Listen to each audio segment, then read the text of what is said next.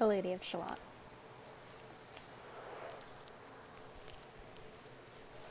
On either side the river lie, long fields of barley and of rye, that clothe the wold and meet the sky, and through the field the road runs by to many-towered Camelot. And up and down the people go, gazing where the lilies blow round an island there below, the island of Shalott. Willows whiten, aspens quiver, little breezes dusk and shiver through the wave that runs forever by the island and the river, flowing down to Camelot.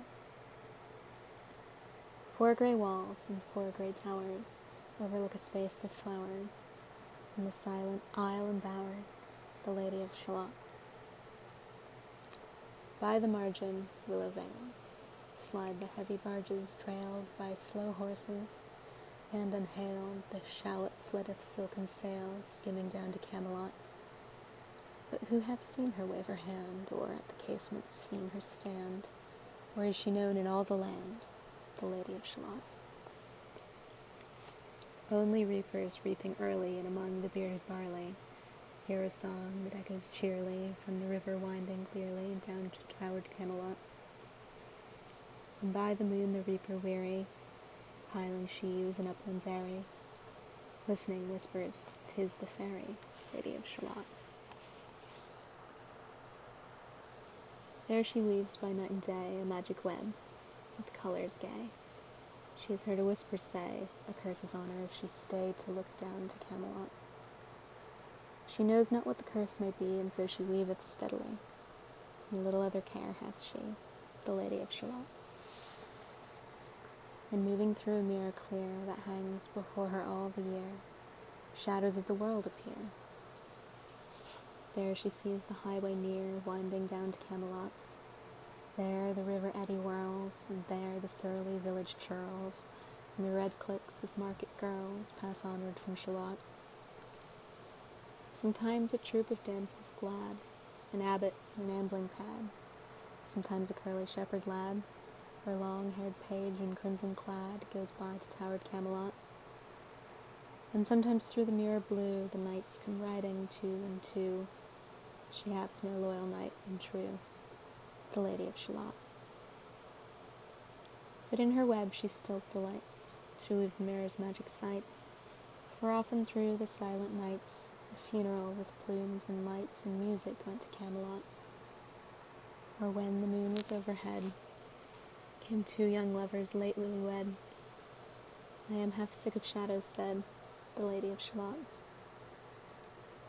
A bow shot from her bower eaves, he rode between the barley sheaves. The sun came dazzling through the leaves, and flamed upon the brazen greaves of bold Sir Lancelot. A red-crossed knight forever kneeled to a lady in his shield, that sparkled on the yellow field beside remote Shalott. The gemmy bridle glittered free, like to some branch of stars we see hung in the golden galaxy. The bridle bells rang merrily as he rode down to Camelot.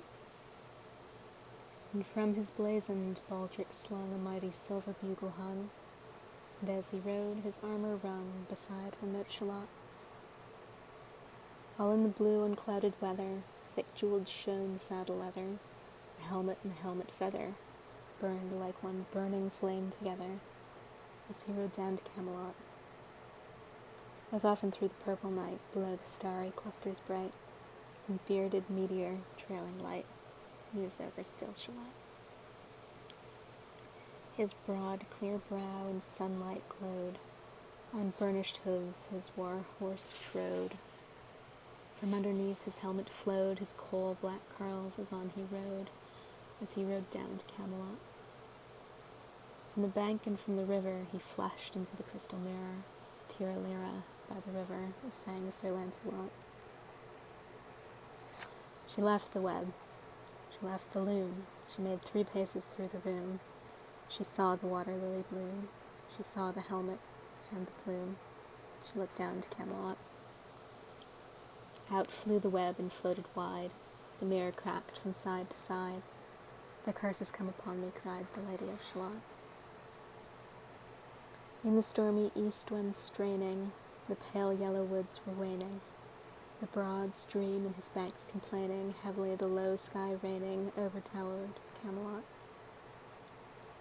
Down she came and found a boat beneath a willow, left afloat, and round about the prow she wrote, the Lady of Shalott. And down the river's dim expanse, like some bold seer in a trance, seeing all his own mischance, with a glassy countenance, did she look to Camelot.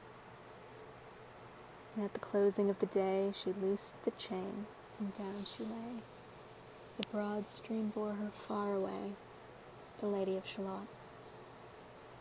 Lying robed in snowy white that loosely flew to left and right, the leaves upon her falling light. Through the noises of the night she floated down to Camelot. And as the boat had wound along the willowy hills and fields among, they heard her singing her last song, the Lady of Shalott. Heard a carol, mournful, holy, chanted loudly, chanted lowly, till her blood was frozen slowly, and her eyes were dark and holy, turned to towered Camelot. For ere she reached upon the tide the first house by the water side, singing in her song she died, the Lady of Shalott. Under tower and balcony, by garden wall and gallery, a gleaming shape she floated by, dead pale, between the houses high, silent into Camelot. Out upon the wharfs they came, knight and burgher, lord and dame, and round the prow they read her name, the Lady of Shalott. Who is this, and what is here? And in the lighted palace near died the sound of royal cheer, and they crossed themselves for fear, all the knights at Camelot. But Lancelot mused a little space. He said, she has a lovely face. God in his mercy lend her grace, the Lady of Shalott.